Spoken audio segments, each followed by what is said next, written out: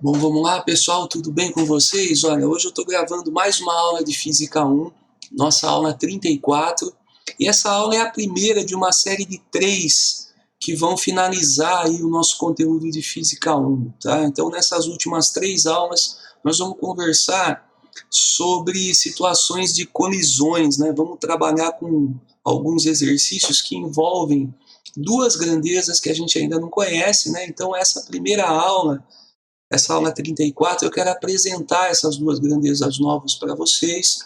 Na próxima aula, a gente vai ver um teorema que relaciona essas duas grandezas, teorema bastante interessante.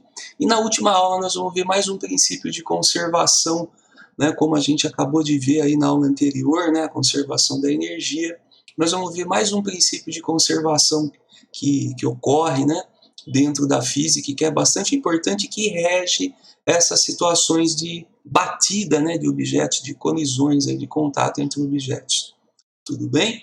Então, para poder trabalhar esses assuntos, é bem importante essa primeira aula. Só que nessa primeira aula eu vou fazer mais assim, eu vou mostrar para vocês nessas duas grandezas, nós vamos entender bem aí os dois conceitos, para poder utilizar, né? Vai ter pouco cálculo, né? A gente ainda não vai usar muito, mas é bem importante essa aula para a gente poder entender o que a gente vai fazer nas próximas, tá bom? Então vamos lá, vamos começar a ver essas duas grandezas. Vamos começar pela nossa primeira situação aqui. Imagina esse cara, né? Ele está balançando a menina aqui, uma situação bastante comum, né? Imagina o seguinte, ó, que ele quer balançar a menina, né? E quer dar um impulso no balancinho aí, né? E o que vem na cabeça da gente, né, a hora que a gente pensa que precisa impulsionar o balanço, né? Bom, a primeira coisa que a gente percebe aqui é que para ele dar um impulso, ele vai precisar, deixa eu só arrumar aqui, ele vai precisar fazer uma força aqui, gente. Vocês percebem isso daí? Que para que haja um impulso aqui no balancinho, para que a menina balance aqui, esse cara vai ter que fazer uma força, ele vai empurrar a menina, né? Ó, vai ter que existir uma força. E a gente percebe que quanto maior for essa força que ele fizer, maior vai ser o impulso que ele vai conseguir dar no balanço, né? Então nós vamos definir hoje a grandeza impulso, e a primeira coisa que a gente percebe dessa grandeza é que ela é proporcional à força que vai ser aplicada para dar o impulso, em qualquer situação, né? Se um objeto está parado, ou se um objeto já está em movimento, né? Mas em movimento uniforme, por exemplo, se eu quiser modificar o movimento dele, né, eu vou precisar dar um impulso. Agora, para dar esse impulso, eu vou precisar fazer uma força, né? E quanto maior for essa força que eu vou fazer, maior vai ser o impulso que eu vou aplicar, né, que eu vou conseguir dar. Então essa é uma primeira coisa bastante importante aí, né? A força, né? Mas existe uma segunda grandeza bastante importante também dentro da ideia de impulso. Imagina que esse cara vai então dar o impulso, imagina que tem uma outra pessoa, vamos comparar, né? Tivesse um outro pai do lado dele aqui com uma outra criança, né? E os dois então aplicando forças aí nas crianças para elas poderem balançar. Se os dois pais aplicassem uma mesma força, né? Só que esse daqui resolveu aplicar essa força por mais tempo. Ele ficou mais tempo empurrando a criança até ele soltar, né? Do que o outro pai. Então o outro pai fez a mesma força, mas ele aplicou a força por menos tempo. A gente percebe que quem aplica a força por mais tempo acaba gerando um impulso maior também. Tá? Então, quanto mais tempo ele ficar com a mão aqui na cadeirinha, olha, quanto mais tempo ele ficar com a mão na cadeirinha aqui, aplicando a sua força, maior também vai ser o impulso.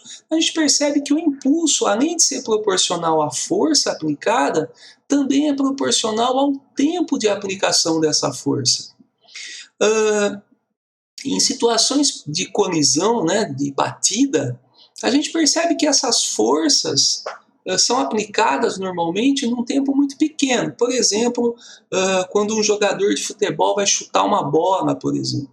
né? Então ele vai chutar uma bola, o tempo de aplicação da força é muito pequeno, né? Mas esse tempo é necessário para a gente perceber o impulso. E quanto maior for o tempo de contato com a bola, maior vai ser o impulso. É por isso que as bolas, por exemplo, elas geram impulsos diferentes. Imagina uma situação assim, ó. Vamos colocar aqui o chão e vamos soltar daqui de cima duas esferas, olha, tá vendo? Duas bolinhas. Essa primeira aqui é uma bolinha de ferro, por exemplo. Essa aqui é uma bola de ferro. E essa outra bolinha aqui, ó, que eu estou deixando sem pintar, é uma bolinha de borracha. Essa aqui é uma bolinha de ferro e essa aqui é de borracha. Tá vendo?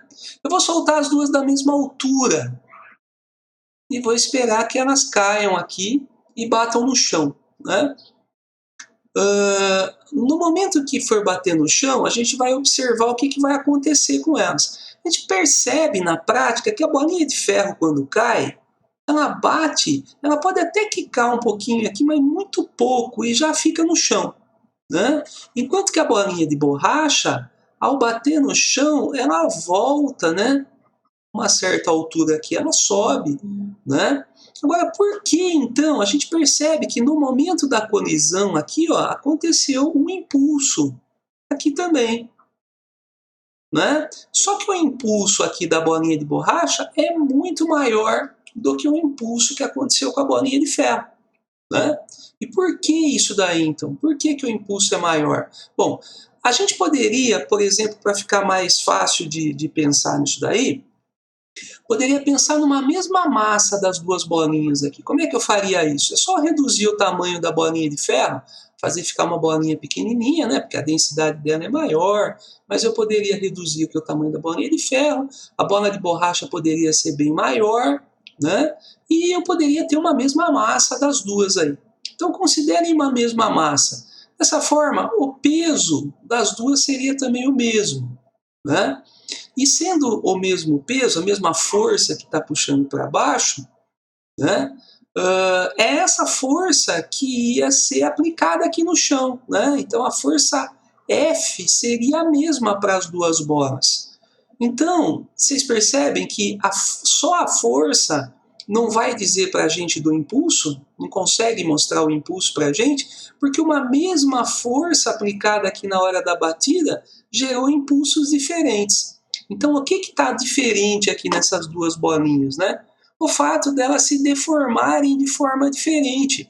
Enquanto que a bolinha de ferro quase que não se deforma só um pouquinho, a bolinha de borracha ela se deforma muito. Se a gente pudesse ver essa bolinha de borracha no momento em que ela bate, ela ia virar um disco assim, ó. Ela vira um disco assim na hora que ela bate. Depois ela volta, né? Eu tenho um exemplo aqui na próxima tela. Olha aqui, ó. Isso aqui é uma foto verdadeira, né? De um jogador aí.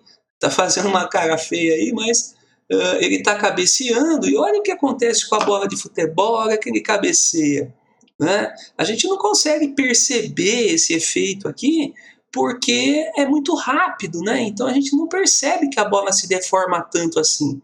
Mas uma bola de futebol ser chutada ou ser cabeceada, tá vendo? Ela deforma muito, ó, tá vendo? E isso, qual que é a importância dessa deformação da bola? Que se ela deforma tanto, ela leva mais tempo para voltar ao normal e sair da cabeça do jogador. Vocês percebem? Então, aqui, o intervalo de tempo aqui de contato da cabeça com a bola é maior do que se fosse uma bola mais rígida. Então, as coisas que são mais rígidas, têm menos deformam menos, elas batem e já saem rapidamente, né? E aí o tempo fica menor. E é esse tempo que vai ser o responsável por um impulso maior ou menor. Tá bom? Então, olha aqui, ó. No caso da nossa bola de borracha, ela fica mais tempo em contato com o chão. Então, aumentando esse tempo, mesmo tendo a mesma força, aumentando o tempo, a gente tem um impulso maior. E é por isso que ela sobe mais. Tá? Por isso que os objetos que deformam mais, então, têm uma elasticidade maior, né? Eles têm um impulso maior a que eles batem, né? Na superfície, por exemplo, do que objetos mais rígidos. Então, né, nesses exemplos, a gente consegue perceber a importância das duas coisas, né? Da força que é aplicada e também do tempo de contato, do tempo de aplicação da força. Essas duas coisas que fazem a ideia, né, que juntas, né, dão a ideia do impulso. Tá bom? Então é isso que eu queria mostrar para vocês sobre o impulso. Vamos definir o impulso então. Ó. Impulso é uma grandeza que leva em consideração o tempo em que uma força age, né? E também a força, né? Então, a força e o tempo. Olha aqui, ó. Impulso é força vezes tempo. Se a gente aumentar a força, vai aumentar o impulso. Mas se a gente aumentar o tempo de aplicação, também vai aumentar o impulso. Tudo bem? Essa força vai ser medida em newtons, o tempo vai ser medido em segundos. Esse tempo normalmente é muito pequeno, a gente pode até usar, às vezes, potência de 10, né, negativa, para representar tempos pequenos. Às vezes não, mas nós vamos ter muito número bem pequeno, né, 0,0 alguma coisa aí, para medição desses tempos, né, de contato. E quando a gente multiplica os dois, a gente não vai dar uma grandeza nova não para o impulso, uma unidade de medida nova, tá?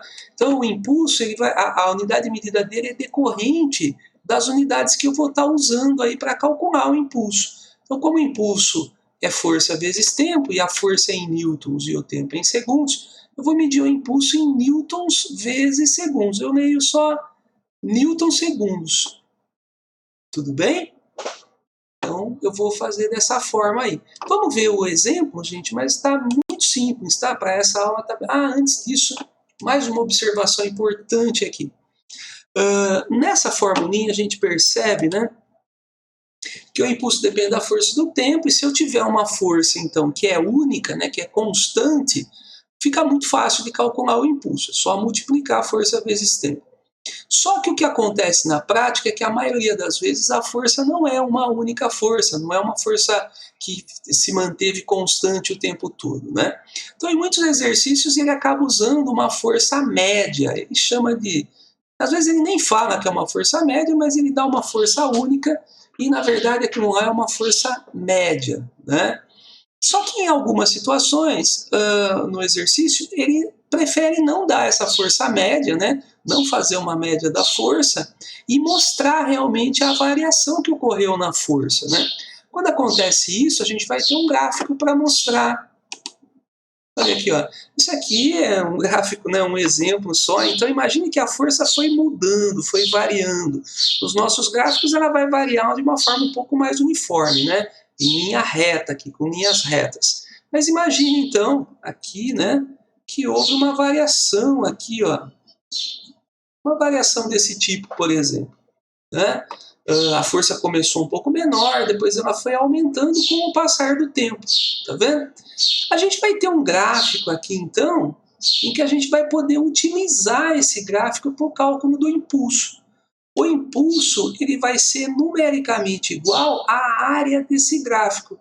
Nós já vimos essa característica em outras situações, né? A última eu acho que foi sobre o trabalho, né? O trabalho também. A gente pensava, né, na força aqui e na distância aqui, né? Então, quando eu tinha força e distância, a área dava para a gente o trabalho. Isso é consequência da própria fórmula, né? Enquanto que força vezes distância é trabalho, força vezes tempo é impulso, né? Então, por isso que a gente tem a área do gráfico numericamente igual ao impulso. Então, em exercícios em que a força vai variar, nós vamos calcular a área do gráfico, né? Essa área que é limitada entre o desenho do gráfico aqui e o eixo horizontal dos tempos, né? Essa sombra, essa projeção aqui do gráfico dá para a gente exatamente o valor do impulso, independente do formato desse gráfico, tá? Vamos ver isso nos exemplos, né? Então vamos conversar rapidinho aqui. Ó. Esse primeiro exemplo é bem simples, né? Ele fala assim, um clássico de futebol, do futebol goiano, o jogador do Vila Nova dá um chute em uma bola aplicando uma força de 7,10 a segunda newtons. O cara aplicou uma força na bola de 7,10 ao quadrado. 7 vezes 10 ao quadrado é 7 vezes 100. Eu vou marcar aqui como 700 newtons. Ó. Essa é a força que o cara fez. Ele fez essa força num intervalo de tempo de 0,1, de 1/10 de segundo, pessoal.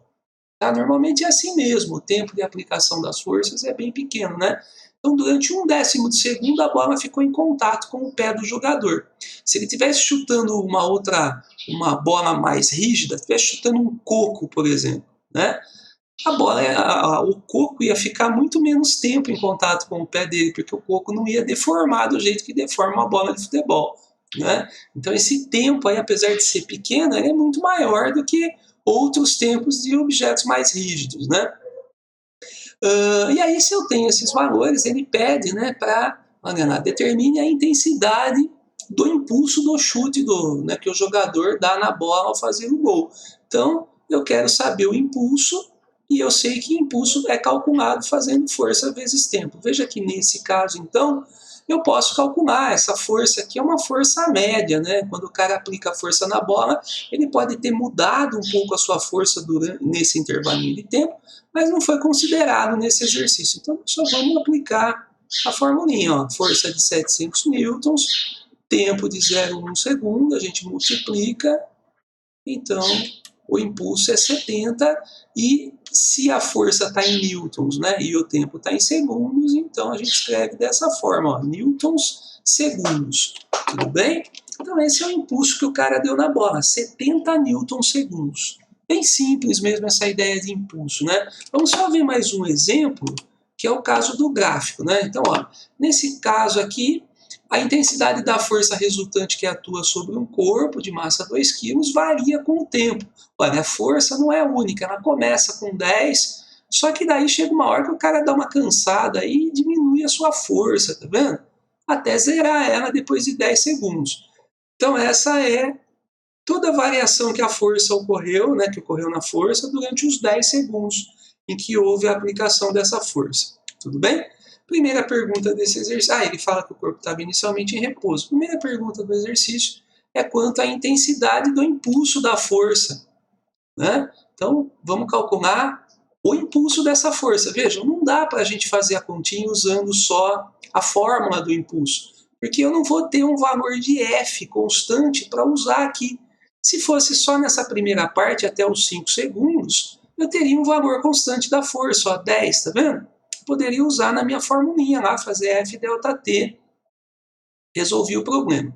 Mas como a força está variando e eu quero o impulso durante os 10 segundos, então eu vou calcular pela área do gráfico, tudo bem?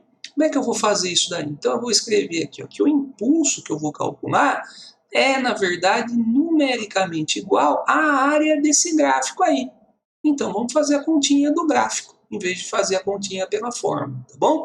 Como o gráfico é, na verdade, ó, dá uma olhadinha aqui, ó, esse gráfico é toda essa região aqui, né? Ele é um trapézio, né? Eu vou fazer a continha do trapézio. Como é que é a continha do trapézio? É essa base maior aqui, né? Mais a base menor aqui em cima, ó. As bases são os dois lados que são paralelos, né? Os dois lados do quadrilátero que são paralelos são as bases do trapézio. Então, ó, base maior mais base menor, depois eu vou fazer vezes essa altura aqui e vou dividir por 2, tá bom? Ó, é a base maior mais a base menor vezes a altura dividido por 2. Isso para o trapézio, tá? Então, em cada situação, eu posso ter um desenho diferente. Se for um triângulo, eu vou fazer base vezes altura dividido por 2. Se for um retângulo, um lado vezes o outro. Depende do formato aí da figura, né? Normalmente são essas 3 figuras aí, triângulo, retângulo e trapézio, né? Então, vamos lá. Uma observação também que eu sempre comento, né, é que se eu não lembrar da formulinha do trapézio, eu posso decompor essa figura em um retângulo e um triângulo, tá vendo? Se eu cortar aqui, posso fazer uma continha de retângulo, uma continha de triângulo e somar depois as duas áreas, que eu vou ter também o impulso do mesmo jeito, tá? Mas eu vou fazer de uma vez aqui. Então, ó, a base maior é 10, aqui embaixo, né, tem 10, mais a base de cima lá menor é 5, né? Vezes a altura, que é 10 também, dividido por 2, tá bom? Ó, base maior aqui embaixo é 10, aqui em cima tem 5, né? Tô olhando aqui embaixo, ó. 5, a altura é 10, dividido por 2. Fazendo a continha, eu tenho 15 vezes 10, 150, por 2, 75. Isso daqui também é newtons segundos, hein, pessoal? É impulso, tá bom? Determinei o impulso dessa força também variável. Para terminar, então, esse exemplo, olha aqui, ó, a intensidade da força constante que produz o mesmo impulso no mesmo intervalo de tempo que a força de intensidade variável dada. Gente, ó, aqui foi uma força que foi mudando e tal e fez esse impulso, né? Mas aqui ele pergunta uma coisa interessante. Talvez não seja perguntado para vocês nos exercícios, eu acho que eu não vi isso daqui para vocês não. Mas olha que legal, a gente pode, a partir agora da relação do impulso, perceber uma força que seria assim uma força média e que faria o mesmo serviço dessa força variável aqui, que geraria o mesmo impulso. Né? Então é isso que ele está perguntando. Qual é a força constante que conseguiria fazer o mesmo impulso dessa força variável aqui? Então, se a gente pensar na relação de impulso, ó, impulso é força vezes intervalo de tempo, né, de aplicação. Se eu já conheço o impulso, que deu 75, e sei que o tempo de aplicação da força foi de 10 segundos, né? O tempo que ele ficou fazendo a força. Olha, se eu passar o 10 aqui, eu tenho que a força seria 75 por 10, seria de 7,5 newtons. Olha, se eu fizer uma força de 7,5 newtons o tempo todo, então, ó, não 10, tá vendo? Mais para baixo aqui. 7,5, mas o tempo todo 7,5, durante os 10 segundos, eu vou ter também um impulso de 75 newtons segundos, tá vendo? Eu vou ter o mesmo impulso do que esse que variou aqui, tá vendo? Então é como se eu tivesse aqui, ó, 7,5 o tempo todo, tá vendo? E esse gráfico aqui deveria dar um... Aqui tá mal feito, né, gente? Tá muito mal feito, mas esse gráfico aqui retangular aqui deveria ter a mesma área desse trapézio. Tá bom? Essa sobra deveria ser o tanto que tem aqui em cima e tal, deveria compensar, tá bom? Então, essa é a ideia aí da força variável. A gente usa a área do gráfico, mas é só isso, tá? Então, essa primeira parte da nossa conversa foi sobre a grandeza impulso, essa grandeza nova que vocês vão calcular aí em exercício. Agora vamos para a segunda grandeza importante, então, dessa aula, tá? Vamos tentar entender essa grandeza a partir de alguns exemplos. Dá uma olhada nessa situação que eu desenhei aqui, pessoal. Eu tenho dois veículos, tá vendo? Dois veículos. Eles têm massas diferentes. Vamos considerar, para os próximos slides também, que esse caminhãozinho aqui tem o dobro da massa desse carro. Tudo bem? Eles têm massas diferentes. E eles devem estar aqui com velocidades diferentes também. A primeira questão é a seguinte, ó, os dois veículos estão se movimentando aqui nas ruas aqui e vão bater na parede, no muro aqui, tá vendo? Esse muro eu tentei desenhar da forma mais igual possível, né? Vamos imaginar que são dois muros exatamente iguais, bom, feitos da mesma coisa, exatamente iguais, tudo igualzinho aqui. E os dois veículos vão bater aqui. E a pergunta é, qual dos veículos fará o maior estrago na hora da colisão? Na hora da batida aqui, ó. Eles vão bater aqui, vão fazer um estrago, né? Aqui pode estourar o muro, pode bater, né? O próprio veículo e tal. A questão é qual deles vai fazer o maior estrago, né? A pergunta mais certa seria qual deles vai liberar mais energia na hora da colisão, porque essa energia liberada é que faz acontecer todo esse estrago, tudo bem?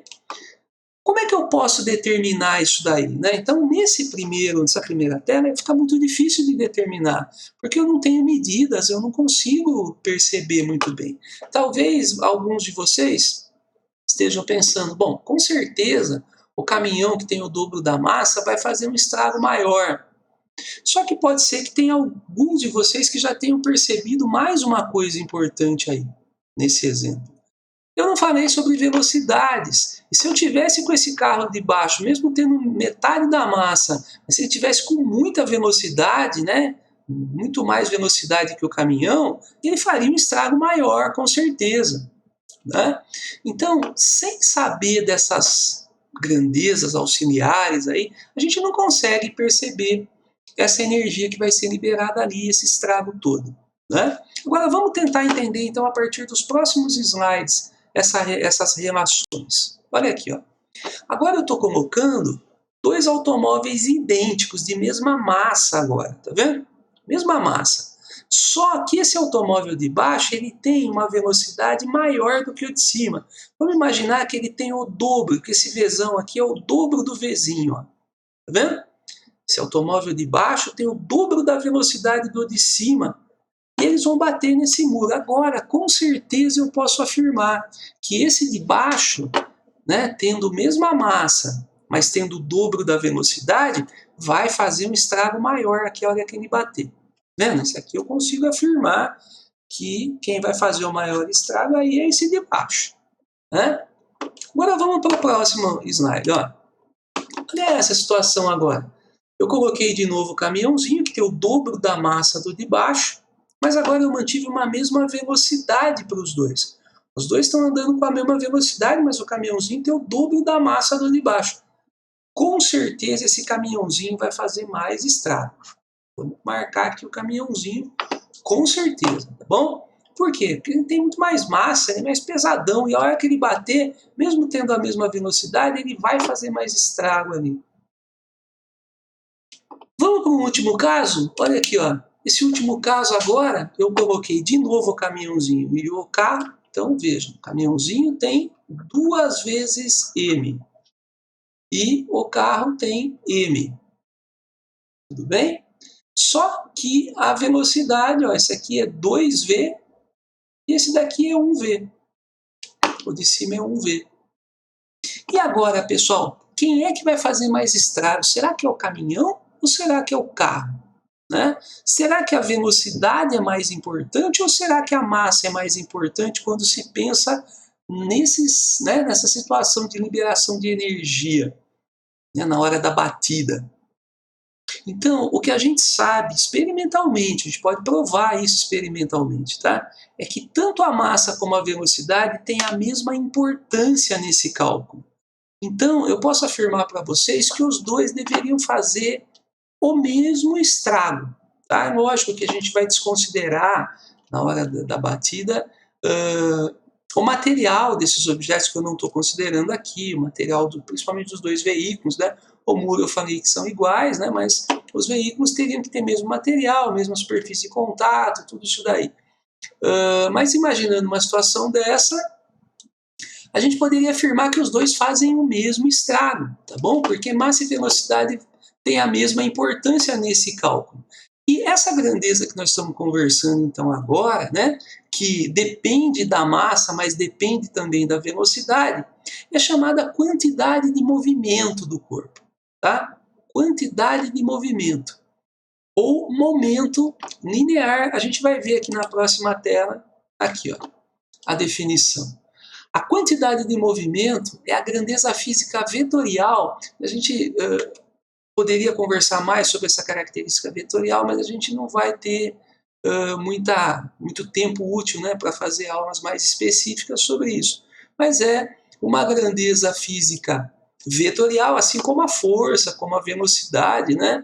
Ela precisa de direção e de sentido, além do módulo, né? É importante que a gente perceba a direção e o sentido da quantidade de movimento, e em alguns exercícios a gente vai conversar sobre isso. Inclusive no nosso exemplo aqui eu vou falar um pouquinho disso.